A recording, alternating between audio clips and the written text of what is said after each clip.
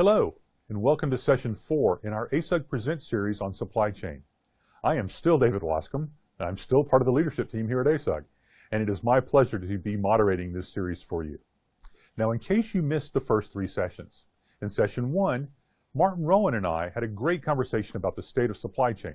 It was an opportunity for us to really explore what Martin and his team are seeing on how customers are managing through the challenges and opportunities we're all facing given the interesting times we've found ourselves in over the last few years.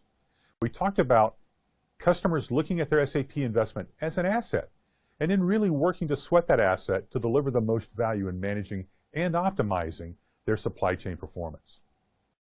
In Session 2, Christy Bain provided us all with some valuable insights on manufacturing and operational excellence by looking at things like planning strategies, capacity planning, and scheduling, and how real-time information adds flexibility and agility to shop floor planning and execution. In Session 3, Sean O'Leaf led us through a deeper dive around inventory optimization.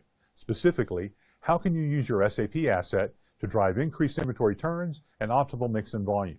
We covered SAP inventory optimization strategies, turn ratio analysis, safety stock use, and factors that can impact incorrect inventory levels. Now, if you did not have a chance to catch any of these sessions when they first aired, no problem. They're all available on demand for ASUG members on asug.com. Now, today for Session 4, we're rejoined by Christy Bain, Associate Partner at Reveal. Christy today will be covering inventory planning with MRP and ATP. In my previous role as the CIO for a wholesale distributor, our ability to meet our customers' needs relied heavily on the accuracy and trust we could place in our own MRP and ATP information. So I'm really looking forward to today's session. Like our earlier sessions, Christy's presentation is pre-recorded, but also like our earlier sessions, Christy's available live today in the chat. So take advantage of this opportunity, ask your questions, get clarity on things that you're bothered by, and have your voice heard as we learn how to get the most from our SAP technology investment. So Christy, I'm going to hand it over to you and let you get started in today's session. Thanks so much for the great intro, David. Hi, everyone. Thank you so much for joining. I'm Christy, and I'm going to take you through this session on how we might utilize SAP as an asset to make a promise and keep a promise. We've got a really great agenda for today. We're going to go through a couple of different things specifically. We want to, first of all, understand the relationship between ATP and MRP. So in order to even be able to start the journey towards quality ATP, we need to understand what the impact is of MRP and our process of using that. We also want to make sure that we understand what some of the prerequisites and challenges are. There is nothing easy about this, but the value is huge when we can get it right. And what we want to do today is paint a picture of what a good path to success might look like. Sean, in the last session, if you hadn't had the opportunity to listen to it yet, it was on inventory and material optimization, talks a lot about the journey to quality. And that conversation continues today as we now discuss the relationship between ATP and MRP and the challenges that we face in order to get this right.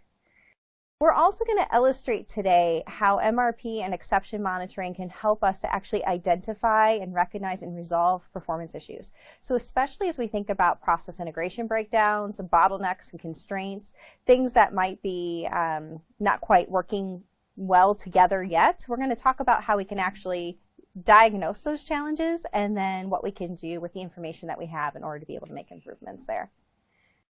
And then lastly, we're also going to talk about what does this journey look like? What are some of the key steps that are required for us to actually be in a position to make that promise and keep the promise? Everything that we've discussed in this series so far, the ultimate outcome is the ability to service our customers. And some of our customers are internal. It might be the manufacturing line. It might be transfers from plant to plant. And ultimately, it's our end customer that we're attempting to serve, and then even beyond that, the marketplace. So we'll talk a little bit today also about the extended supply chain and how this journey towards quality ATP will affect that. Okay, so that's where we're going to start, and then we'll move on from there and talk about that importance of integration and some of the things that can actually impact our journey or cause some speed bumps to it, in order to be able to have the quality or the efficacy of the ATP, the teeth in the promise that allows us to actually really commit to our customers. And then what I want to do is make sure we don't leave you without some really good tools and tips and guardrails for refining your ATP strategy.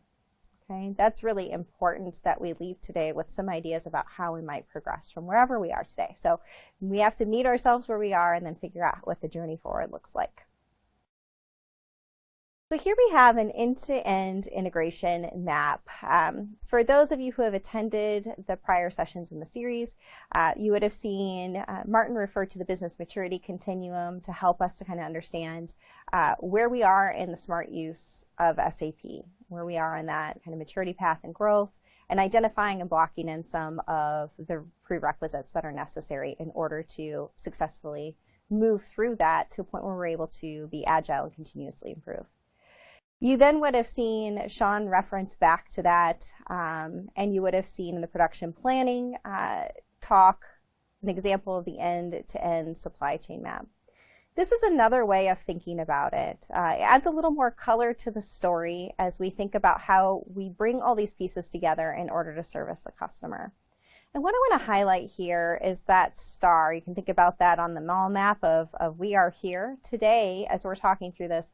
All roads lead to quality ATP. So all of the other activities that we're doing, the things we're trying to accomplish are ultimately to be able to service the customer. Servicing the customer and being able to fulfill their needs means we need to be able to make a promise that we can keep. So we'll talk through some of the pieces that help us get here, but Sean specifically referenced the importance of predictable and stable supply. And that's a message you're going to see throughout this conversation today. Is how important that is. There's some things that are above and beyond our control, outside of our control on the demand side, but on the supply side of the house, there's a lot that we can do to even manage when we have unpredictable demand in order to have predictable and stable supply. And Sean introduced a lot of those tools for us. So available to promise is the gateway process into the supply chain. It's what's going to give us the dates that we are driving to from an MRP perspective, and also as we think about all of the subsequent activities in expediting material, in prioritizing the use of our resources, in going through the production planning process of capacity evaluation, leveling, and finite scheduling. That ATP date, the way that we transfer requirements, is what drives all of those activities.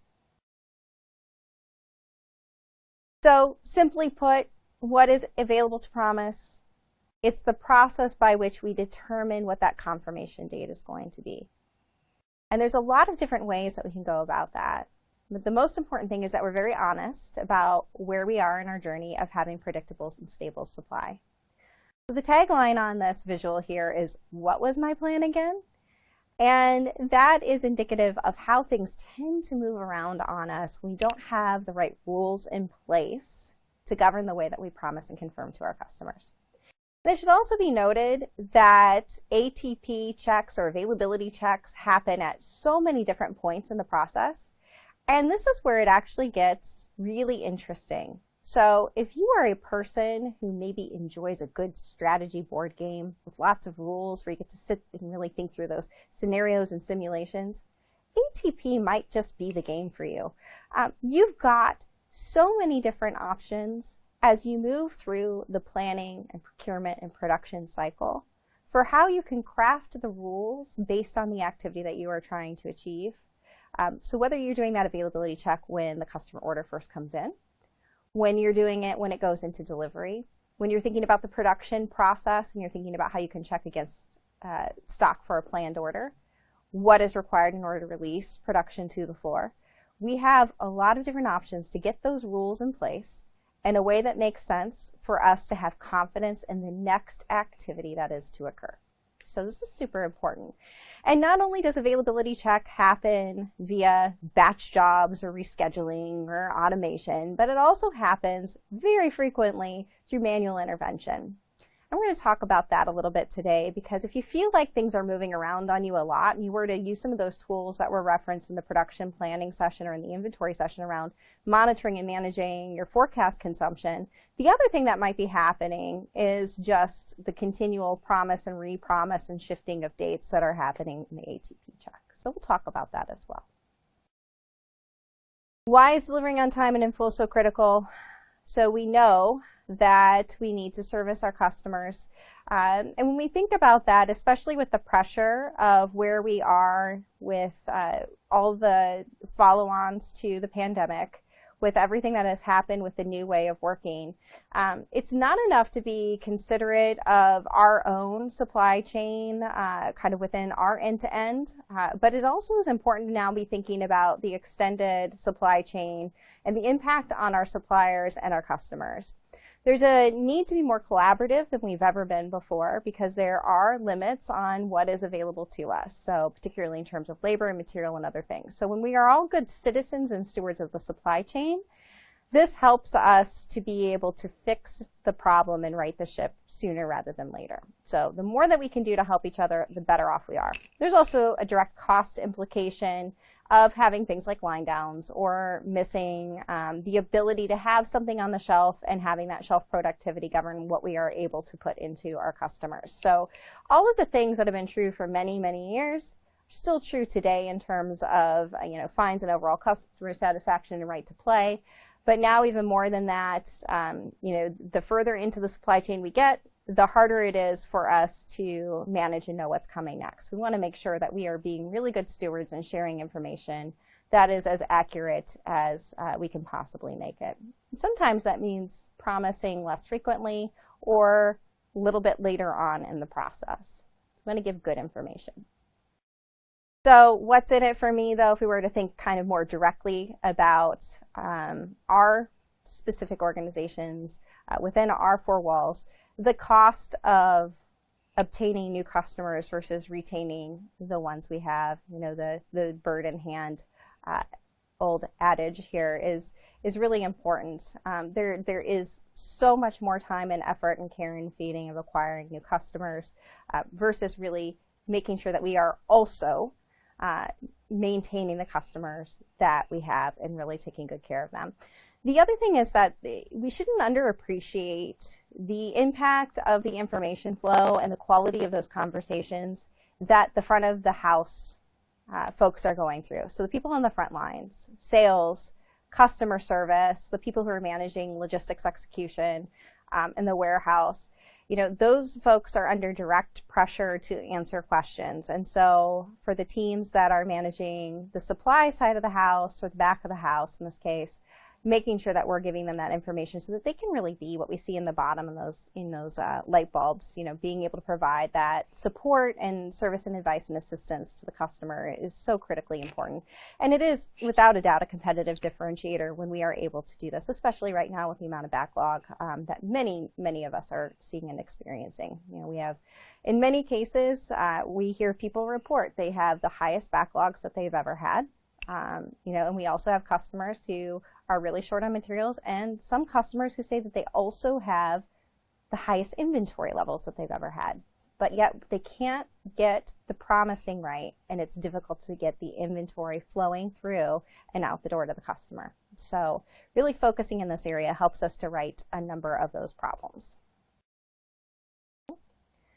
So now let's talk a little bit about how MRP can help us with this. So MRP and exception messages. And then let's also acknowledge why sometimes it's so difficult to be able to listen to and action those messages. So, and if you're sitting there going, I have a million exception messages and they aren't meaningful and they don't help me, this section is for you.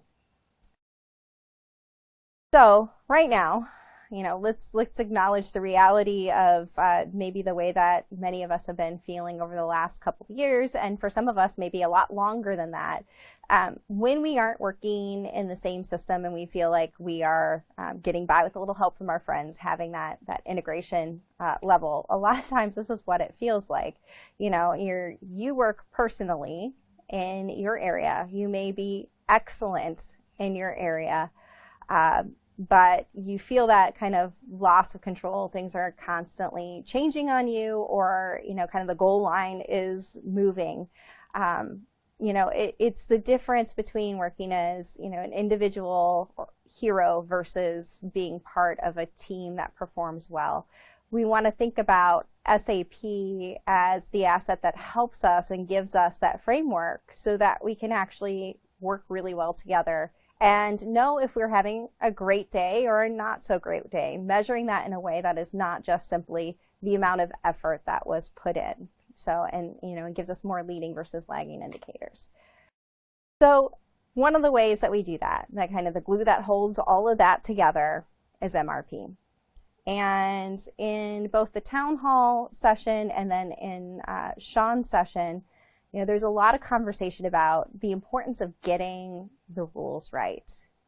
Business rules to reflect our business behavior allows MRP to do its job. So if we are all getting a flow of communication and information that we can listen to, then that gets us all involved in the same conversation so that we can have critical thinking. The results of the MRP run, if we can rely on them, turn into something that allows us to really put teeth into our commitments and allows us to be able to promise the customer in a way that makes sense. And again, I'm using the term customer to reflect not only our end customer, but also the activities that help us to get to delivering that end customer. Stock transfers, being able to have efficient flow of materials to the manufacturing line, not having any surprises when we try to go into manufacturing. Those are all processes that we need to have flowing well in order to be able to get the customer promise in place. So here we have something called our exception monitoring wheel, and this allows us to see if we have any imbalances between MRP and ATP. So I like to say ATP and MRP are besties. They have to work in conjunction with one another. And they work with this notion of these different horizons for actual, so the ability to promise against what we actually have in the four walls.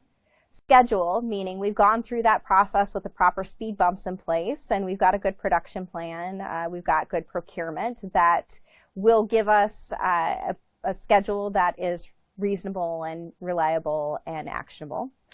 And then we have our planning, which is really the job of MRP to give us those proposals, suggestions that we're going to work to turn into a schedule and then into actual inventory.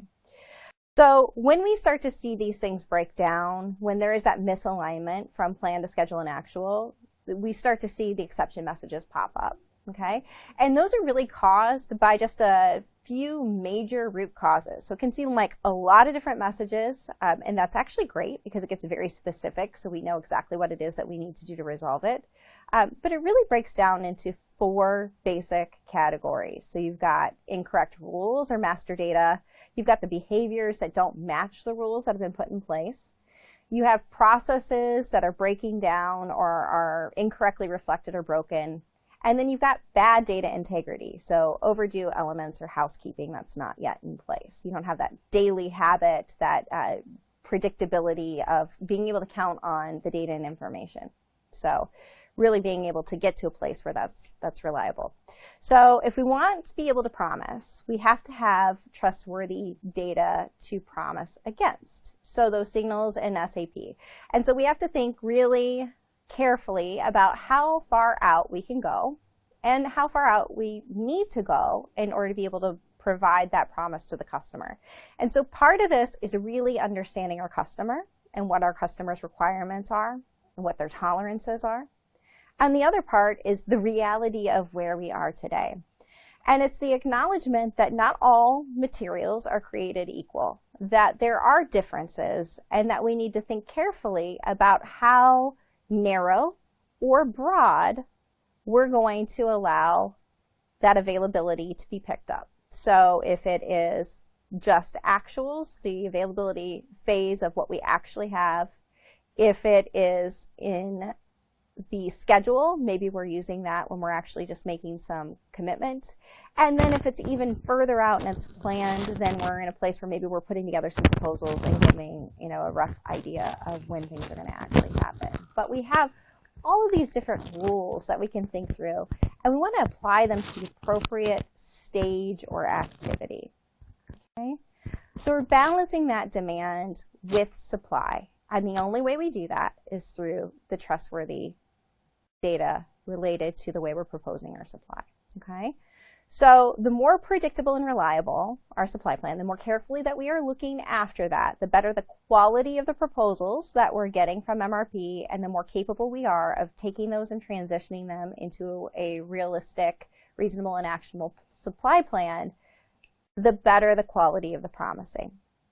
I mean, if we even took all of that away and we said we're only going to promise against what we actually have on hand, even that has requirements associated with it. It means that we are actively cycle counting. We are checking and making sure that our inventory accuracy numbers on that particular material are staying up. You know, things are looking good in terms of the way that we've accounted for our quality inspection time. You know, those are all reasonable, realistic, and reliable in order to be able to make the promise. It gets harder as we go further out, so we really have to make sure we have the discipline in place, and we're not over-promising. The one thing that is worse than not making a promise is making a promise that we are continually moving on the customer and we are delivering in a way that is unexpected to them. The good news is that as we're going through all these phases, we can start to get some really good diagnostics based on the exception messages that we're getting, okay? So we can track those as health measures to help us know what the quality of our plans are.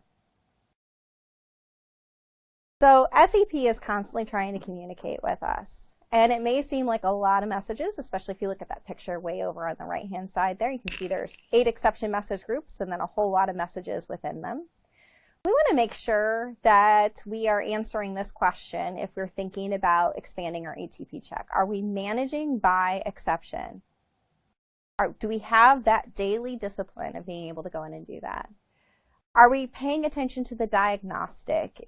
Are we minding the store in terms of what those exception groups are telling us? Do we know what they mean and what order to attack them? Are we looking for commonality and root cause in order to be able to improve a lot of pieces at the same time? And the great news here is that each exception group gives us specific messages which tell us about a specific problem. And so we can group and prioritize this and attack it in a way that actually makes meaningful improvements and turns MRP into an asset. Okay? So the system is constantly going to communicate to us, but a lot of times it gets really difficult to listen to it. And part of it is that yellow highlight there. You'll see that finish date in the past. That says 99. I wonder if you go in and look right now if you have any 99s. You don't have just 99 if you see that. SAP stops counting at 99. It's only a 2-character limit. So if you have more than 99, it will always say that. It just says, whoa, it's out of control and I cannot count anymore. So make sure that we're listening to that and attacking those items. Okay? So why is it often hard to hear? It's because folks feel like they're trying to find a needle in a haystack. So you've got all these exception messages, and it's likely because housekeeping is not in order, so we don't have good data integrity. We're not getting reliable real-time information from transactions, so production confirmations, goods receipt processing, cycle counting, all of those things have to really be working. And then we may not know how to interpret the rest of them. So we're going to get messages that are around supply chain balances, so dates and quantities, and then process management that lets us know if we have a process that's starting to break down, if we're ahead or behind, or if we have a master data issue. But if we have a lot of them, it's really hard to figure out where to get started. So this is what we oftentimes will hear from customers, and these are actual quotes from some of our clients. And I feel like this resonates really well. I tried to pick some of the ones that we are hearing the most often. MRP is not trusted. We use Excel. As soon as you use Excel, forget about being able to use ATP for anything other than actual inventory. We don't know how to maintain our master data. We received a little bit of training, but we haven't had enough to actually be able to make sure that we've got those nice strategic planning parameters in the system. So there's a lot of things here that can prevent us or make it difficult to get started on our ATP journey, because this is a prerequisite to really being able to make that quality promise. So if we can start to tackle some of these things and just take it, one step at a time, one bite of the elephant at the time, we can start to make some basic improvements. And there is a definite method to the madness in the approach that makes this much easier for folks. And we start with some things around housekeeping, and then we work in through a number of the things that Sean talked about in terms of materials and getting the right planning parameters in place, and then some of the pieces from the production planning chat around being able to get that scheduling in place so that we know that we've got something that's reasonable and realistic. So one of the things that helps us to do this is the coming together of folks. So really focusing on getting our behaviors and our rules to be correct. The system is really good about playing by the rules. If you give it a rule, you're going to get an expected outcome. When that behavior deviates from the rule, then the rule doesn't work anymore. And we want to make sure that we have a small enough number of those that we can manage through the exceptions, and we're constantly refining. But when that's happening all the time, it makes it really hard to drive the value. The value is what turns SAP into an asset. So the more that we can bring those behaviors and rules together, the better the quality of the asset. Okay, so reducing that delta, this is normally where people are starting. We want to start to reduce that delta because that then leads into our ability to manage our performance, our process performance, and our analytical tools in order to be able to achieve that operational efficiency.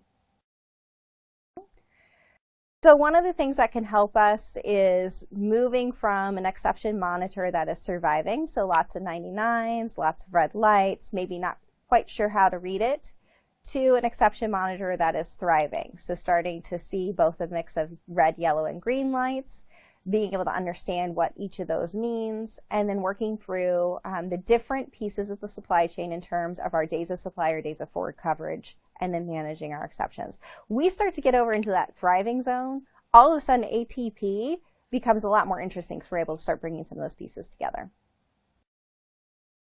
Now I want to move into some of the factors that can impact the efficacy of ATP. So making sure that when we do make that promise that we are able to keep it.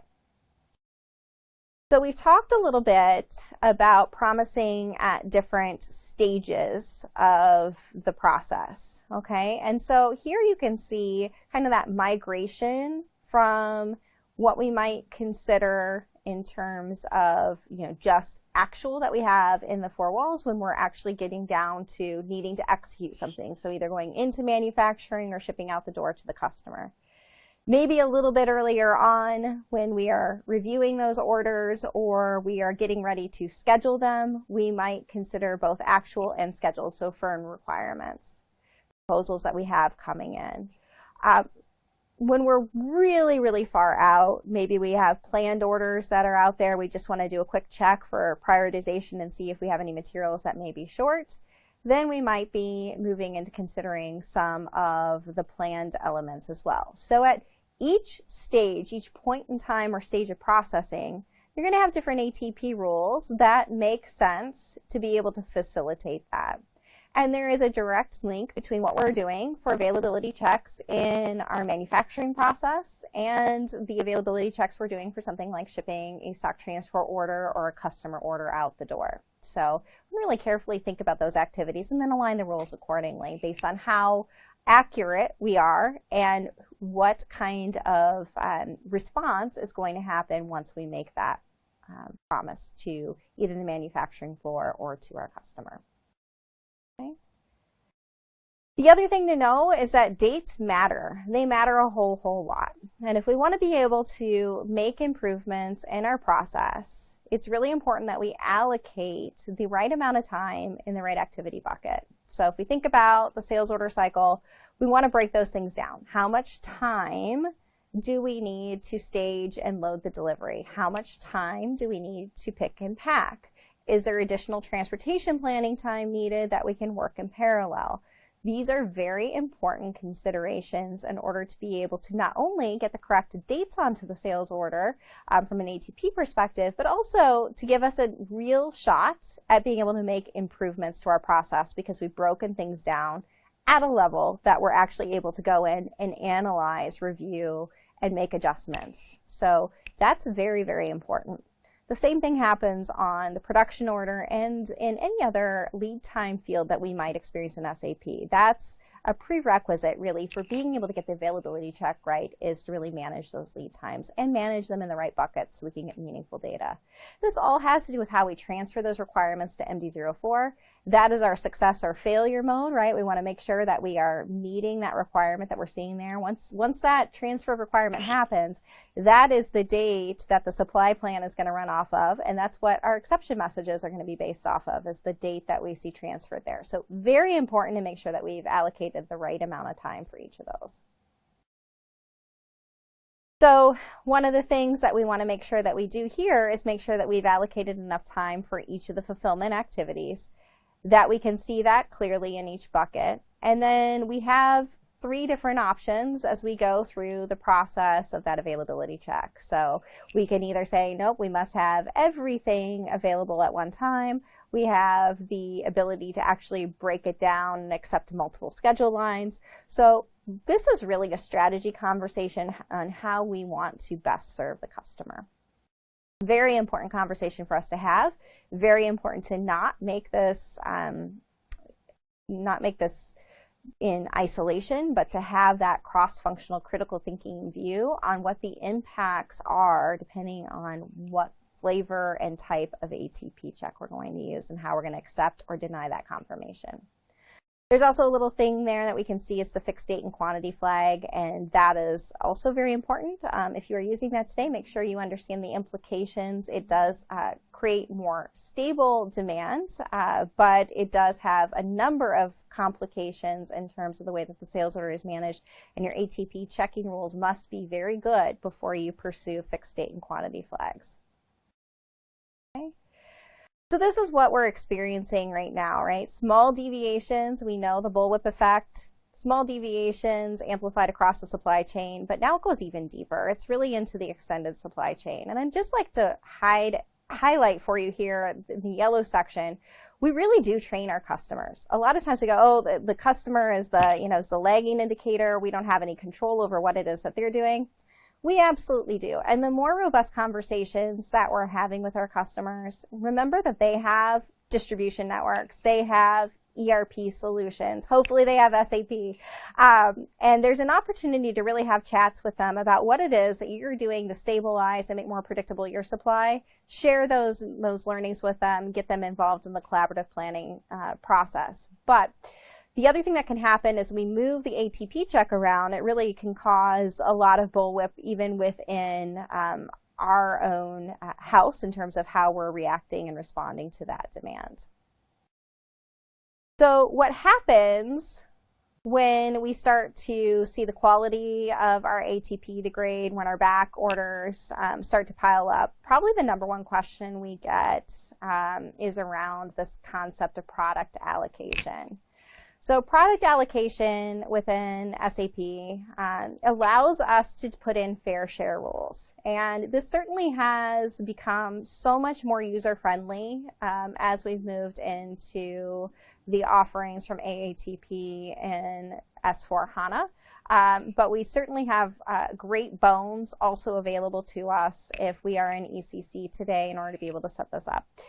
What is important to know about product allocation is that it requires a very clear strategy for how you want to approach delivering those materials to your customer.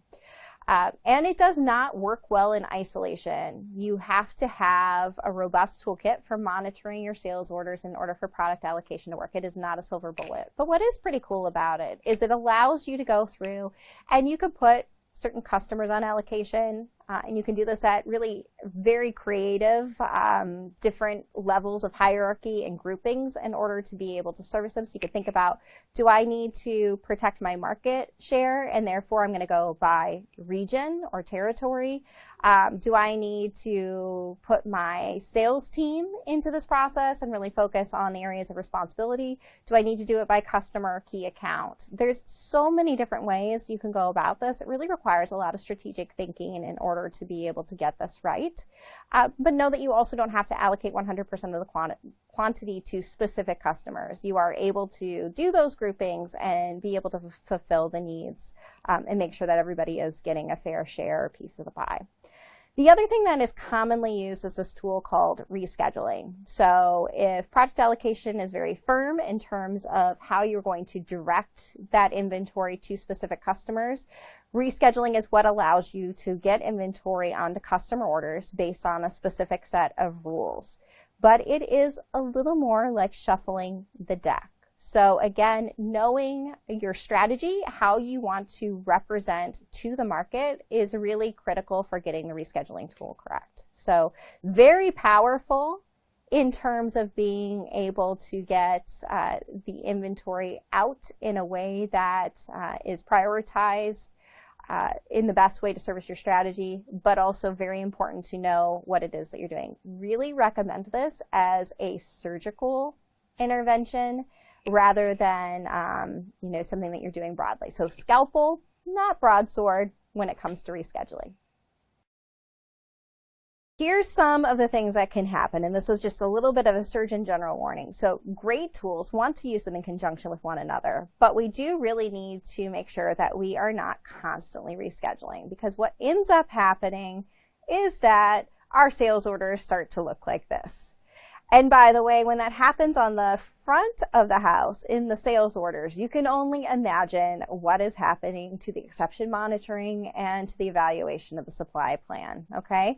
And what ends up happening is you actually lose inventory off of some sales orders and get it placed onto others. And this is when we are doing this without the strategic thought process to make sure that everything is working in the right way and we're not using a full toolkit for monitoring. So if this is happening in batch for you today, if you're feeling the symptoms, this might just be a piece of the puzzle that would be worth taking a look at, okay? What ends up happening is that this gets transferred to your supply planning. So if you're sitting there on the customer service side or the sales side and you're going, man, oh man, why can't the supply team get their stuff together? I am telling them that the customer wanted this in November and, they're not getting it until May. It's possible that if that customer was low priority or the rules weren't quite right, it's continuing to move around and they think they're doing just fine. There's nothing that lets the planner know that that has been adjusted. Now, there are lots of ways to make sure that this doesn't happen, but this is a pretty common problem if you've deployed this and you aren't quite sure and haven't had the conversations around the strategy piece. Chances are if your exception monitoring is out of control and you're having trouble with ATP and you're using rescheduling, you're experiencing some of the effects of this. Okay? So now let's move into something more fun, which is the tools and tips and guardrails for refining your ATP strategy. So we know why ATP is good and important. We all recognize that, or we probably wouldn't be here spending time on this chat today. We now discussed why it's challenging and some of the things that can get in our way. So now let's talk about some of the really fantastic tools that are available to us. So the first one here is for my friends who are using ECC today. So this is the Sales Order Monitor. It is hands down my favorite order to cash tool that is available within the ECC environment. This is exception monitoring on steroids for the customer service and sales team, okay? It's going to let us know what the status of our orders are. It's going to specifically let us know where they are hung up, and then we're able to actually go through and attack that. So in terms of breaking things down for operational excellence and being able to monitor and see how we're performing from an availability checking standpoint, this is really key to being able to do that. And the other thing that it allows us to do is it allows us to specifically see what kinds of issues we're experiencing. And then you can go in and actually attack some of those things that are causing you to repetitively manually intervene and actually solve some of them. So there's a lot of root cause analysis that is available to us here to be able to suss out where our issues are occurring and then have the conversations in an integrated way with the supply planning folks, your production planners, your buyers, in order to be able to resolve some of this. And some of it's self-inflicted. Let's face it, when we struggle to get inventory on orders, when the quality of our promising isn't good, we just tend to go in and manually adjust all the time. And we'll start to surface and see some of that with the Sales Order Monitor to help make it better. The other great thing is that we're able to then get some process performance. So we can go in here and be more proactive if we're actually sharing this data back through our sales information system. So now we can actually see how we're trending and look for those differences maybe. So we can get some customer insight and intelligence, and as we're collaborating with and talking with our customers, we can work on making those improvements. And we can actually even take this further so that we can start to break it down at different levels of the hierarchy in order to be able to get that opportunity to review and improve. These are some really great tools that will help us with being able to improve that customer experience. Now, as we move into Fiori, we start to get some information that is not just pulled, but pushed to us. We've got dashboards that are going to help us see where our issues lie and be able to work through them and make some improvements. So whereas before it might have felt like we were focused on lagging versus leading indicators, now we've got some information that is flowing directly to us that's going to help us stay a little more ahead of the game. And so if you haven't had the chance to see these dashboards yet, first of all, I think as Martin and David were saying during the town hall, S/4HANA is coming. It's fantastic. Well, my favorite space to work is within the Fiori space.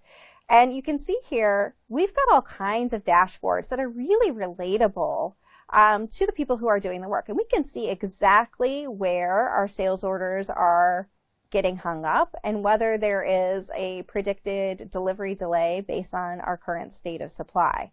So the great thing is we can see this information, we can drill directly into it, and we can actually even work this through on the supply side of the house, get proposals for resolution. So many good things. If you haven't seen this yet, it's a great thing to start getting really excited about. But in order to get here, we've got to get our rules correct so we're promising in the right way to the customer. Okay? So let me bring you home. I want to just start with a quick real-life example. And before I do that, I just want to define and remind us of the difference between resilience and agility. So resilience is being able to maintain where we are even when we're battered by the storm. Agility allows us to actually be opportunistic. So this is being able, from a customer standpoint, be able to extend a hand to them, to be able to respond to their needs, to keep up with them, to help them to continue to push their business forward. So that's really where we want to be, is we want to be in the agility stage of things. And if we think back to the business maturity continuum shared in the very first session in the series, that means we're somewhere between a 4 and a 5, and we've really got those rules figured out. So in the last session on inventory, Sean walked us through and taught us how to read a number of these charts. I just want to introduce one thing that is new, and that's the box in the upper middle section there, where we're seeing those red and green warning messages.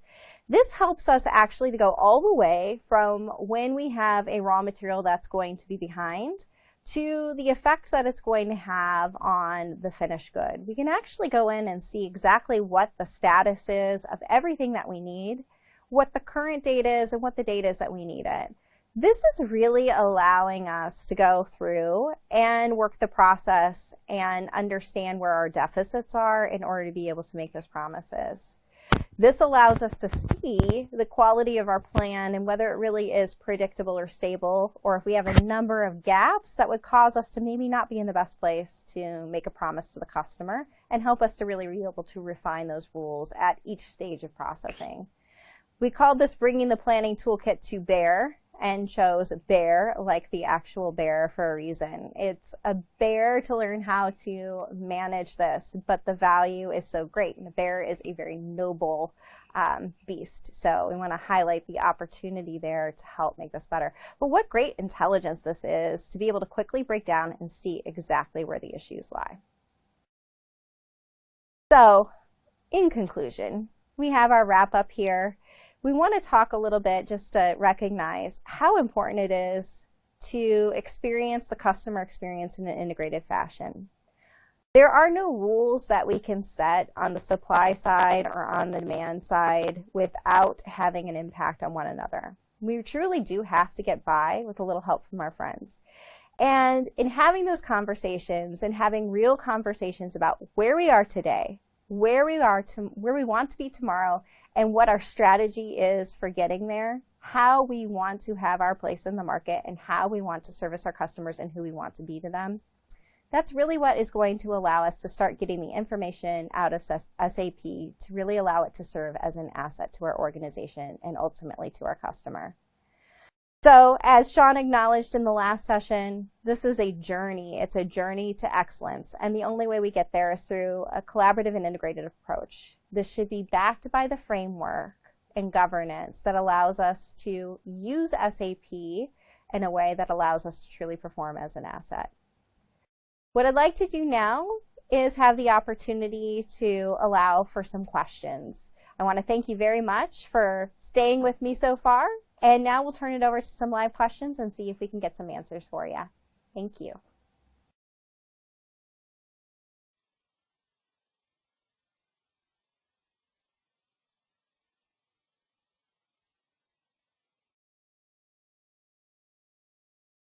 Hello, everyone. We're so excited to have you here. Just give me 1 second. I'm so sorry. Unfortunately, I am having some complications with my camera.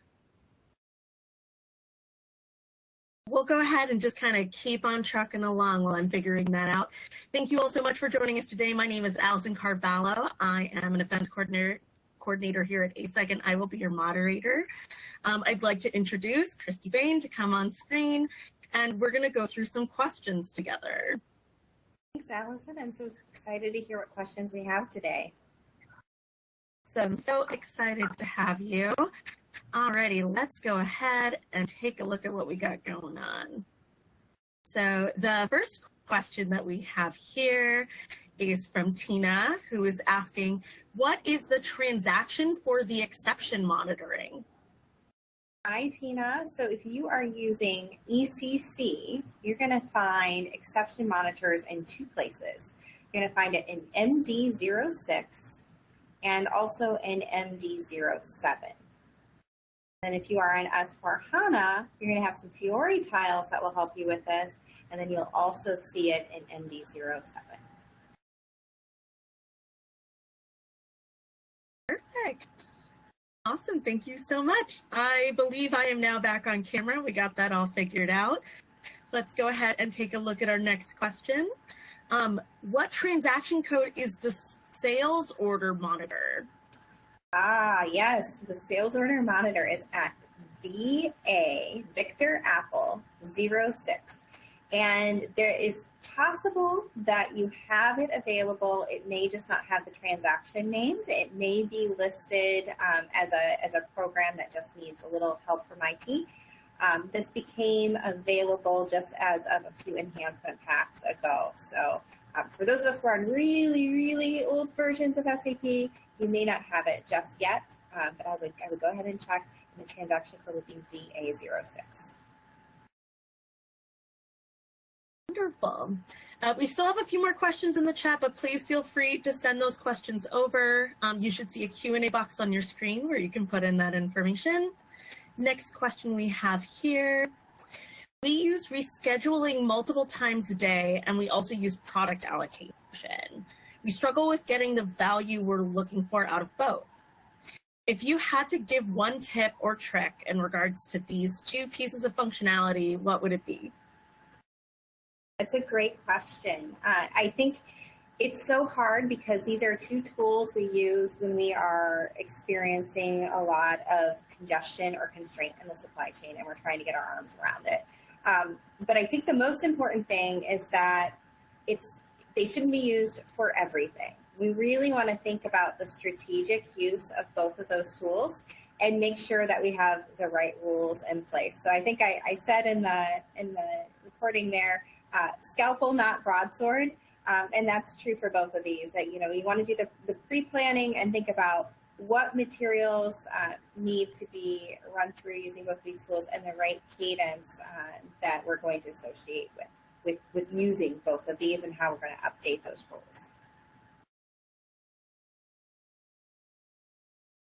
Awesome. All right. Next question we have here.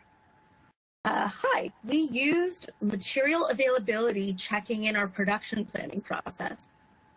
You mentioned that there is a different level of firmness as the order marches toward release to the manufacturing floor. Can you go over that one more time? We use the same check for everything. That is super common. So if we think about the production planning horizon, right, we have the planned orders, and then if we're in either a PPPI or otherwise discrete environment, we have our planned order, which is going to get converted into a production order, and a production order that is going to get released. Or for repetitive, we might have a planned order that's going to go through and get dispatched before we release it to the production floor. At each stage, we may want to allow for additional content in the ATP check. And what I mean by that is that when we release it to the manufacturing floor, we may want to be at a point where we want to require it to be actual inventory that we have in-house. When we are creating our production order, maybe we've got a confirmation that it's inbound and on the way to us, or it's in quality inspection already. And then when we are in the planning phase, we may just want to be able to know that we've got things scheduled. So we have planned replenishment in the form of a purchase order or stock transfer order that's out there and ready for us to go. So as the order works its way through in level of firmness, we want to come up with a smaller and smaller amount of elements that can be considered, so that we know that when we are actually releasing to the floor, they're going to be able to execute on that production in a good way. And we're actually getting that production scheduled, through finite scheduling, that we know that that schedule has a very, very strong chance for success.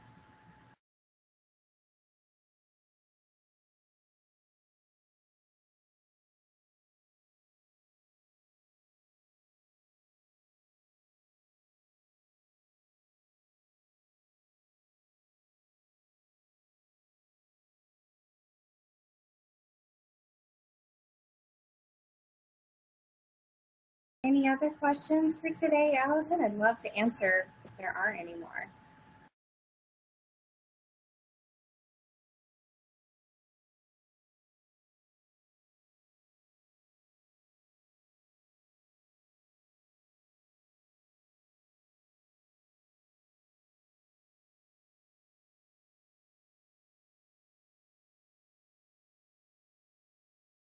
Wondering if maybe Allison's having a little technical difficulty, guys. If you do have any other questions, feel free to post them in the chat, and I will see if I can read those and help. Thank you so much, Chrissy. I was trying to let you know that I was having some technical issues on my end. Thank you. No worries. No worries. Just talk to the people for a second. It's fine. I was like, wait, I need to get back. All right, looks like we have another question in here. Our company is just starting to think about using ATP to make promises to customers. What is a good place to get started with ATP if you're just getting ready to embark on that journey? Oh, well, first of all, that is great, and I'm so excited for you. It's a really brave thing to say, okay, we are ready to start making commitments to our customers. So first of all, I would ask the question, if you are a manufacturer, if you are currently using material availability checking for your manufacturing floor, I would look and see how that is going for you. That's a good barometer for how we're succeeding in the supply chain and monitoring and managing that. Because remember, ATP is dependent on predictable and stable supply. So the more that we know that we have the inventory that SAP says that we have, if we feel like that's true and we're able to keep up with our cycle counting, we're getting pretty good results, we've got robust plans in place to keep everything in line, then we could start to promise against what we actually have within our four walls. Maybe we can go a little further and we know that our quality inspection lot end times are really reliable, and we might be able to consider that. But just have a really honest conversation with yourself about where your organization is right now, and then base your promise on that information. And I would say, err on the side of being a bit conservative. Get your legs underneath you, and then as you're starting to see, hey, my schedule is really stable on this particular product class. or on materials that are for this specific customer. So then you can start to have some more inclusions in that scope of check and what you are going to be considering. So that's important. The other thing I would suggest is just make sure, same thing on the sales order side as on the production order side, your sales orders and your deliveries are going to have more than likely different rules, unless you are only working with actual inventory. But even then, once you get to delivery, you may have different inclusions from a demand perspective. So make sure you do steps on what you include when you are at different levels of firmness in the process. Wonderful. Alrighty, we're still waiting on a few more questions to see if anyone else has any last questions before we close out. While we're waiting, is there any particular key takeaways or anything that you want to leave our audience with before we close out? I think a couple of things, Allison, that are super important, just as, as a few reminders. We hear, talk about exception monitoring and management and housekeeping as, as being things that we need to do as the gateway to being able to do really anything else as far as being able to move through that business maturity continuum. And those are strong messages that have been heard, I think, throughout this entire series as far as how we get SAP to really be an asset for us. But this is so important as we think about our customers and our suppliers. So the end-to-end supply chain and where we sit in it, the more that we are able to do with managing those exceptions and bringing them down to a level that's actually consumable by our buyers and our planners and our inventory analysts, the better off we're going to be in being able to take on any of those other critical pieces of functionality that would help to empower our team members. So it's the height of integration is in being able to really monitor and manage those exceptions so that we can get to a point where we can confidently make and keep a promise to the manufacturing floor, to our customers, and and really start to build additional quality around the relationship with our suppliers and our quest to be able to do that. So I would suggest those as really good starting places. And if you're having trouble with where to get started, there's a ton of information in the prior couple talks, and then of course lots of information on our websites to to help us through that process. Phone a friend. That is always a great takeaway. Phoning a friend is vitally important. Thank you so much, Christy, for being here. This was a wonderful presentation.